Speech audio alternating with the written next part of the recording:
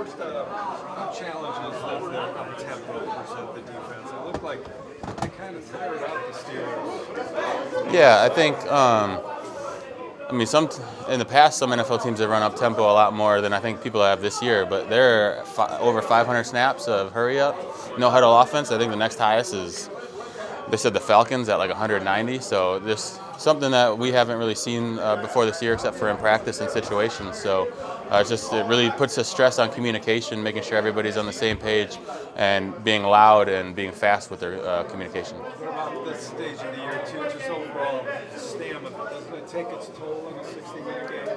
Yeah, well, just to think it depends on every individual situation. Like if you're nursing through injuries and trying to come back and you can't run as much during the week as normal, or some people are feeling good and that probably puts them a little bit ahead of the curve. So I think it's up every individual person, and obviously teams with the tempo of practice and stuff can help alleviate that a little bit.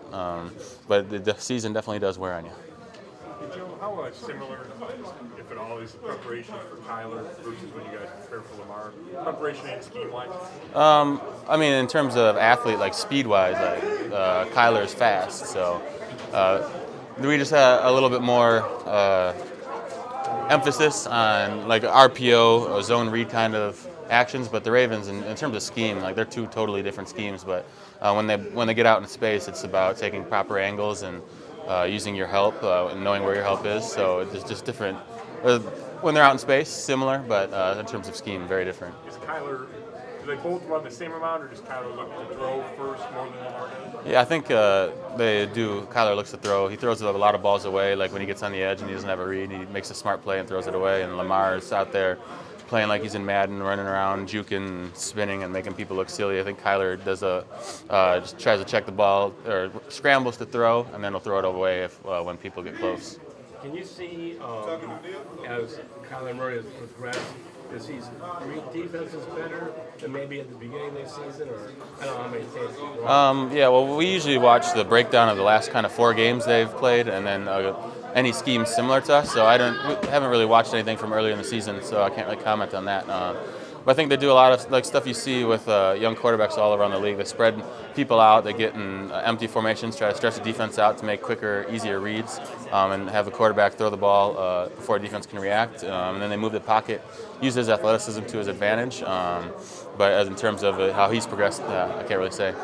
We're talking about gap integrity, discipline with these quarterbacks that can run it as well as throw it. Yeah.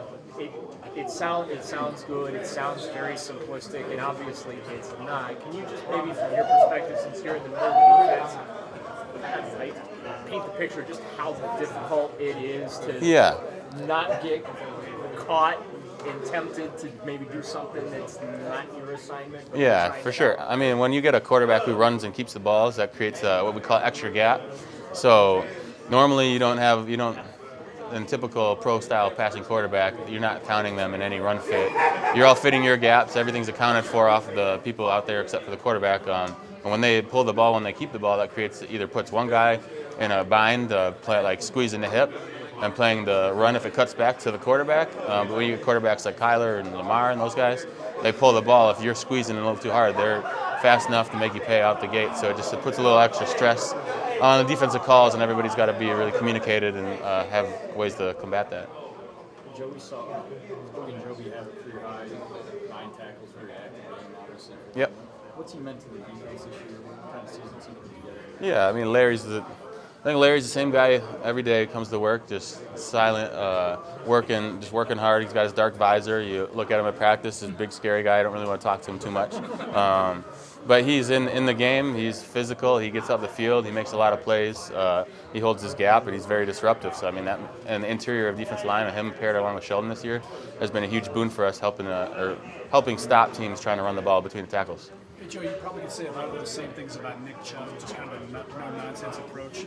How refreshing is it to have a teammate like that who's becoming a big star in such a quiet way? I mean, I don't know what you guys think about Nick, but for me, he's full of nonsense. Always just talking smack, trying to steal my stretch from the strength coaches in the weight room. And I mean, Yeah, I don't know about Nick. I don't have much to We got it say. all wrong. Is that it? Yeah, you guys got him all right. No, but Nick's obviously a great teammate, and you don't never hear him talking out about himself. Everything team first.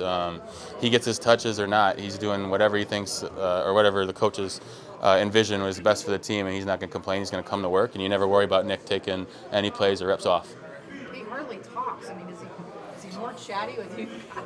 Yeah, I think probably he's a shy little bugger, but he's when you get him in a comfortable situation, he'll talk a little bit. Who do you think's the toughest running back to you to bring down you've been up against? This year or my career? NFL career. Marshawn Lynch, number one in the NFL career. Joe Mixon does a really good job. Big, strong, powerful guy. Playing LaShawn McCoy is a total different animal. Just the quickness. He's got that elite quickness and make you miss ability. And I mean, those are just a few I think I played against that really stick out. Big Chubb. Huh? Isn't it? Big Chubb is tough. Would be tough. Would be tough, but we're not allowed to tackle him in practice. So I mean, the way he runs on game day definitely would be a tough guy to bring down. Joe, Landry won the man of the year for the team. Yeah. Since you were here before he came in, you've seen him come in, and what is his leadership?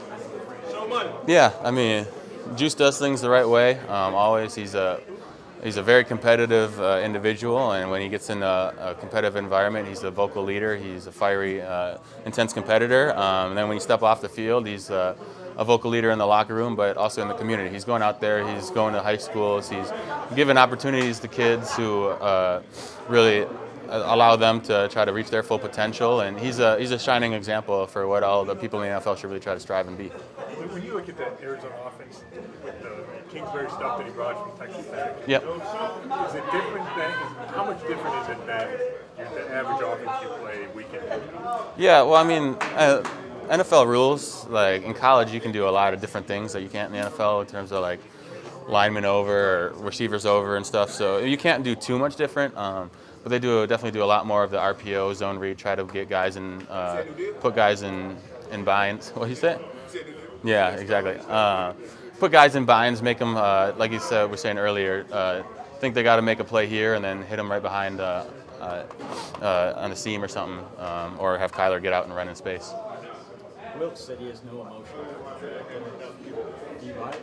Yeah, I mean, if you've ever been with Coach Wilkes, he's a very even-tempered individual. Obviously, he gets fired up and competitive in situations. I mean, I buy it to a point, but I think personally in his head, he'll probably be like, when you make good plays or when you win the game, and he'll have a little emotion in his head, but he's not going to say it out loud. He's not going to make it about him. That's just the kind of guy he is.